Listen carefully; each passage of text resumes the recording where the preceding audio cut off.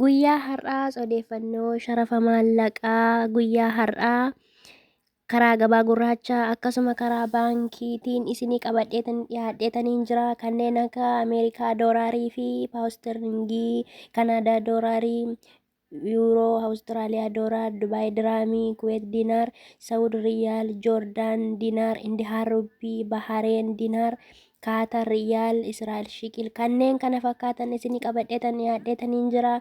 Nagaa waaqayyo hunduma keessaniif haa baay'atu. Kabajamoota jaallatamoota hordoftoota koo akkam jirtu? Nagaa keessanii baga nagaadhaan gara chaanalii kanatti dhuftanii obboloonni chaanalii kanaaf haaraa taatan sabiskiraayib gochuun maatii taatanii kallattii hundumaan jajjabeessaa kan jirtan immoo guddaa galatoomaa isiniin jechuu barbaada. Guyyaan har'aa Janawaarii 30 bara 2026 akka lakkoofsa faranjootattidha. Guyyaa har'aa sharafni maallaqaa hin dabale moo hin qannase moo kan jedhu waliin ilaalla. Obboloonni na dhaggeeffachaa jirtan guddaa galatoomaa isiniin jechuu barbaada. Asumaan gaaffii sharafa oolmaa guyyaa har'aa wal wajjiniin haa dabarru. Hamma dhumaatiin wajjiniin ta'a. Tokkoffaratti kan argannu Ameerikaadha. Ameerikaa doolarii tokko 190.22 sharafamaa ooleetii ni jira karaa gabaa gurraachaa. Akkasuma karaa baankii daldala Itoophiyaatiin ammoo Ameerikaan doolaarri tokko 151.60 sharafamaa ooleetii ni jira. Inni itti aanu paawusterlingiidha. Paawusterlingiin tokko 261.56 sharafamaa ooleetii ni jira karaa gabaa gurraachaa. Akkasuma karaa baankii daldala Itoophiyaatiin ammoo 198.38 sharafaa ooleetii ni jira. Inni itti aanu Kanaadaadha. Kanaadaan doolaarri tokko 140.55 sharafamaa ooleetii ni jira karaa gabaa gurraachaa. Akkasuma karaa baankii daldala Itoophiyaatiin ammoo Kanaadaa doolaara tokko 107.57 sharafaa ooleetii ni jira.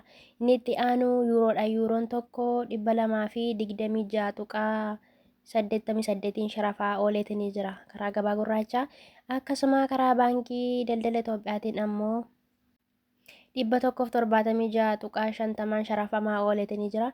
Inni itti aanu Awustiraaliyaadha. Awustiraaliyaan doolaarri tokko 133.03 sharafamaa ooleetii ni jira karaa gabaa gurraachaa. Akkasuma karaa baankii daldala Itoophiyaatiin ammoo 98.73 sharafaa ooleetii ni jira. Inni itti aanu Kuweetidha. Kuweet diinaarri tokko 621.63 sharafaa ooleetii ni jira karaa gabaa gurraachaa. Akkasumas karaa baankii daldala Itoophiyaatiin ammoo Kuweet diinaarri tokko 484.60 sharafamaa ooleetii ni jira.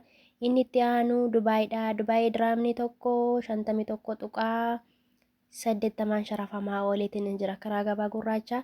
Akkasuma karaa baankii daldala Itoophiyaatiin ammoo 41.21 sharafaa ooleetii ni jira. Inni itti aanu Saawudiidha. Saawud riyaalli tokko 50.71 sharafamaa ooleetii ni jira karaa gabaa gurraachaa. Akkasuma karaa baankii daldala Itoophiyaatiin ammoo Saawud riyaala tokko 40.40 sharafamaa ooleetii ni jira. Inni itti aanu Bahareenidha. Bahareen diinaarri tokko 504.60 sharafamaa ooleetii ni jira karaa gabaa gurraachaa.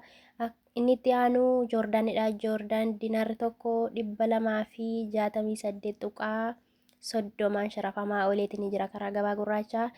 Inni itti aanu Indihaadha. Indihaan ruupiin tokko 2.06 sharafamaa ooleetii ni jira karaa gabaa gurraachaa. Akkasumas karaa baankii daldala Itoophiyaatiin ammoo 1.68 sharafaa ooleetii ni jira. Inni itti aanu Kaataridha. Kaatar riyaalli tokko 50.60 sharafamaa ooleetii ni jira karaa gabaa gurraachaa. Inni itti aanu Omaanidha. Omaan riyaalli tokko 494.77 sharafamaa ooleetii ni jira karaa gabaa gurraachaa.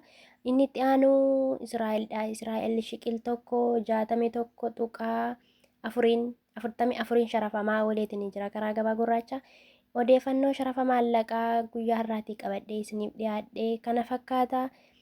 Obboloonni Beeruutii fi Joordaan jirtan immoo Ameerikaa doolaaraatiin herreegadhaa isiniin jechuu jaalladha. Qophiin kun yoo isinitti tole laayik gochuun akkasuma hiriyoota keessanitti sheer gochuun yoo yaaddanii sheer gochuun na jajjabeessa isiniin jedha. Aga xumura qophii kanatti waan kana turtaniif guddaa galatoomaa isiniin jedha. Qophii biraatiin nagaa walitti deebinutti immoo nagaan naaf tura. Yeroo gaarii keessa tura. Shalom.